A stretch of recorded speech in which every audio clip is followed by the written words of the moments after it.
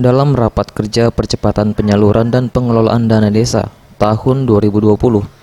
Menteri Desa Pembangunan Daerah Tertinggal dan Transmigrasi Abdul Halim Iskandar mengingatkan kepada seluruh kepala desa agar dalam pelaksanaan kegiatan pembangunan yang berasal dari dana desa dilakukan dengan sistem padat karya tunai dan non-tunai.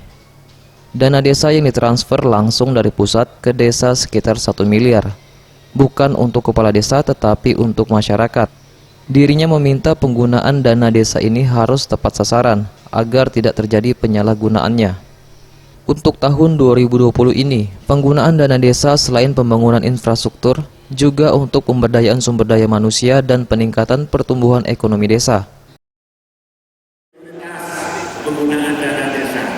Nah, para kepala desa perlu saya ingatkan bahwa dana desa yang sudah cair meskipun baru 25 desa di Kabupaten Musirawas, tetapi nanti ketika semua sudah cair, pertama saya minta gunakan sesuai dengan edaran Kementerian Desa, gunakan sepenuhnya untuk padat karya tunai desa.